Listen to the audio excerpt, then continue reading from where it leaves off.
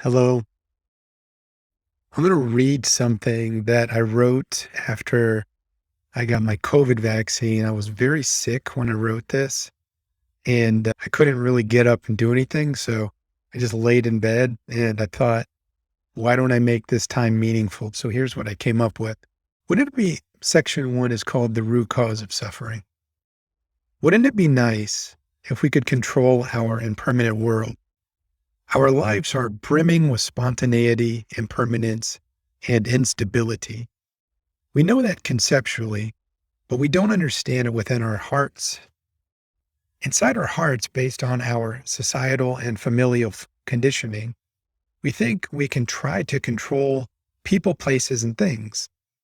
We are obsessively addicted to controlling our world, but it's completely unstable and uncontrollable. This misalignment between reality and our perception causes all suffering. The root cause of our suffering is our inability to let go, accept, and surrender.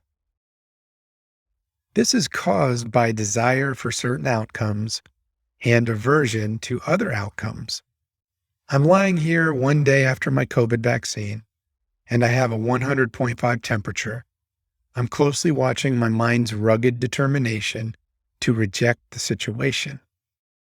My mind doesn't want these sensations of heat, tenderness, and all of the emotions that trail the conceptual word of sickness.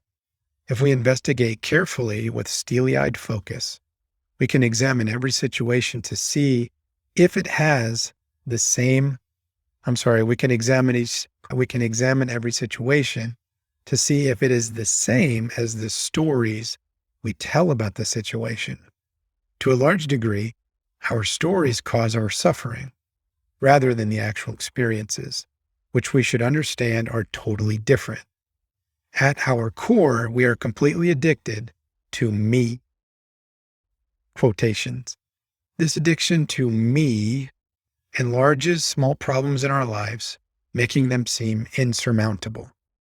All of our hopes and fears, our addiction to desired outcomes, and the perspective that we are more important than all other living beings team up to cause mass suffering. The next section is called Opinions Are Toxic. We've been conditioned to believe that the loudest one in the room gets what they want. Maybe our rugged individualism makes us believe it's smart to fight for what we want. After all, we are living in a pursuit-driven world. If one is lying in bed with a fever, there are a lot of ways to be in the moment. The most common is to have aversion for the sensations, deeply wishing to remove them. Alternatively, we do have intelligence to completely surrender what's happening. Alternatively, we do have the intelligence to completely surrender to what's arising. This will empower us to stay in the moment rather than living in fear and struggle. When I say surrender, I mean to let go of the opinions and wishes we have about the situation. Ask yourself this: who would I be without my views and opinions? You can also look directly at your opinions when they arise, trying to see them nakedly rather than being controlled by them. When we look directly at arising thoughts, opinions, wishes, emotions, then we can enlighten our understanding about reality. All mental arisings are nothing but mysteries that appear, yet they completely dissolve or collapse when we look straight at them. Our ignorance causes those thoughts to seem to be fused with the objects they refer to. But we don't actually understand this, so we are trapped in a prison of misunderstanding created by our own inability to understand thoughts. Don't believe me? Try it now. Visualize an elephant in your mind and then look directly at the thought itself. You might surprise yourself. Do it several times per day. If you can maintain constant awareness of everything that arises in your mind without judgment, the Mahamudra masters say you're on your way to Buddhahood in a single lifetime. Why? Because if you can directly see everything that arises, you will become full of peace and wisdom at all times. This will lead This will lead to completely eradicating all desires, opinions, and anger. This next section is called naked awareness. Naked awareness cannot be affected by objects of knowledge. This means no matter what happens, our naked awareness resides right here in the moment. It's even here when we sleep, as displayed by noises that can wake us up. Thoughts that come and go do not have the ability to modify naked awareness. It's just there, completely effortlessly. Sound pops up and we hear it without trying. Physical sensation pops up and we experience it without effort. Thought arises and we know it's arising. Being sick with a fever will not damage the awareness that knows the sensations of that fever. Our awareness is completely central to our human experience. A corpse cannot talk to you because its awareness is not present. So, our awareness defines our entire human experience, but we seldom think of it. The beautiful thing about this awareness is that it's always with us, and the mere remembering of this awareness protects us from being dominated by the long line of thoughts and emotions that seem to arise from nowhere and dissolve into nowhere.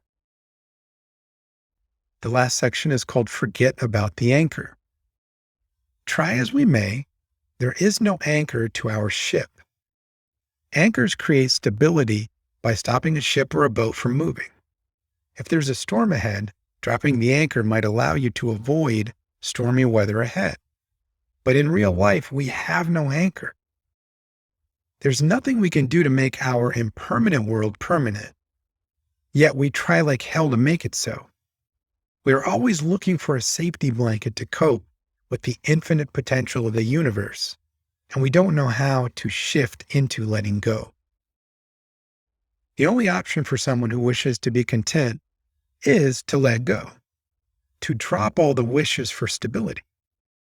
I can't control this fever any more than you can change the sky to be green. It just won't happen. So since controlling our environment is out of the question, maybe it would be wise to take actions without being so addicted to the consequences. It's our addiction to desired consequences that cause us to reach for the anchor to avoid possible outcomes that we dislike. But wishing will never overpower the truth of impermanence. Everything in the world, minus the sky and naked awareness, are impermanent, which means we cannot control them. Best we can do is learn the wisdom of impermanence and accept that anything can happen anytime.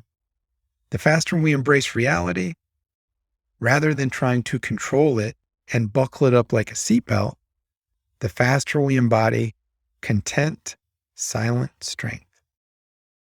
Thank you.